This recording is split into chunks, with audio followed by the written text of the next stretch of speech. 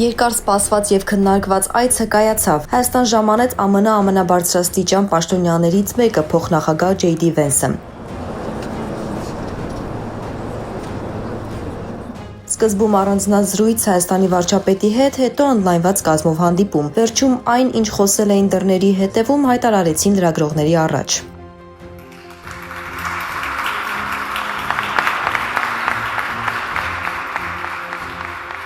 ԱՄՆ փոխնախագահը եւ Հայաստանի վարչապետը ստորագրել են նոր փաստաթուղթ երկու երկրների կառավարությունների միջև միջուկային էներգիայի ոլորտում համագործակցության մասին 1-2-3 կոչվող համաձայնագրի բանակցությունների ավարտի մասին հայտարարությունը, թե ինչի մասին է այն նախ բացատրեց Փաշինյանը։ Այս համաձայնագիրը նորեջ կբացի Հայաստանի եւ ԱՄՆ-ի միջև խորացող էներգետիկ գործընկերության ասպարեզում կնպաստի Հայաստանի էներգետիկ ռեսուրսների բազմազանեցմանը, անվտանգ ու նորարարական տեխնոլոգիաների ներգրավման։ ԱՄՆ փոխնախագահն ավելի բացեց փակագծերը։ Խոսքը փոքր մոդուլային ռեակտորների մասին է։ Այսպիսով ամերիկյան տեխնոլոգիաները մուտք են գործելու Հայաստան։ That means up to $5 billion.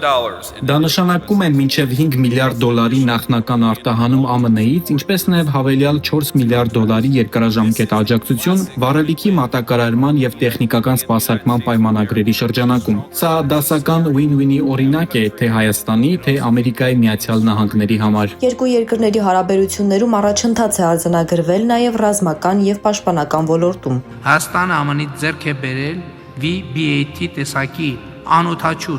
թռչող սարքեր, որոնց արդյունավետությունը ապացուցվել է կիրառման հարուստ փորձով եւ որոնք էականորեն նպաստելու են մեր պաշտպանական կարողությունների ամրապնդմանը։ Խաղաղությունը ապահովելու ամենաարդյունավետ ճանապարհը ԱՄՆ փոխնախագահի կարծիքով իրական զսպման մեխանիզմների ստեղծումն է։ Ամենալավ միջոցը աշխարհի լավագույն ռազմական տեխնոլոգիաների կիրառումը, հենց այն, ինչ ունի Միացյալ Նահանգները։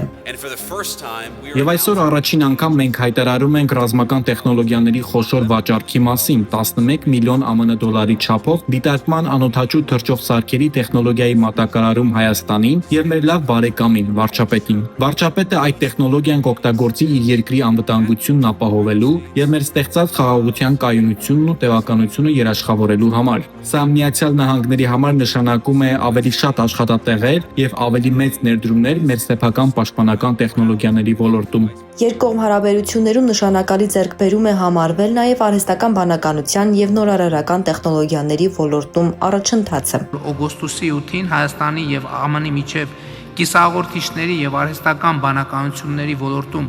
կնքած հուշագրի շնորհիվ կյանքի կկոչվի Firebird ընկերության կողմից Հայաստանում արհեստական բանականության գործարան եւ տվյալների կենտրոն կառուցելու մեգանախագիծը։ Այս կապակցությամբ հաստատվել է դեպի Հայաստան Nvidia ընկերության արտադրած գերհզոր չիպերի հերթական խմբաքանակի արտահանումը։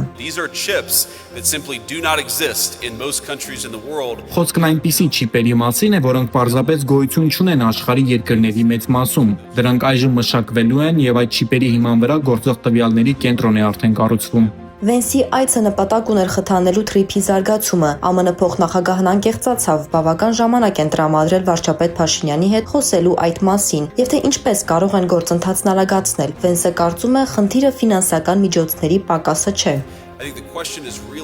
Իրական հարցն այն է, թե ինչպես խաղաղության համաձայնագիրը հասցնել հաջորդ որակական փուլին եւ ինչպես վարչապետին պահել այնպիսի կայուն դիրքում, որ նա կարողանա կենտրոնանալ ապագայի վրա։ Գիտեմ, որ նրան սպասվում են ընտրություններ, այդ թեմային չեմ անդրադառնա, սակայն որքան էլ իմ աջակցությունն արժեք ունենա, նա այն լիովին ունի, քանի որ նա այն առաջնորդն է, ով կարող է կառուցել երկարաժամկետ գործընկերություն այսպիսի նախաձեռնությունների կայունությունն ապահովելու համար։ Երևանում ստորագրություններից եւ նոր հայտարարություններից հետո Վենսի եւ Փաշինյանի հանդիպումը ավարտվեց ջերմ հրաժեշտով։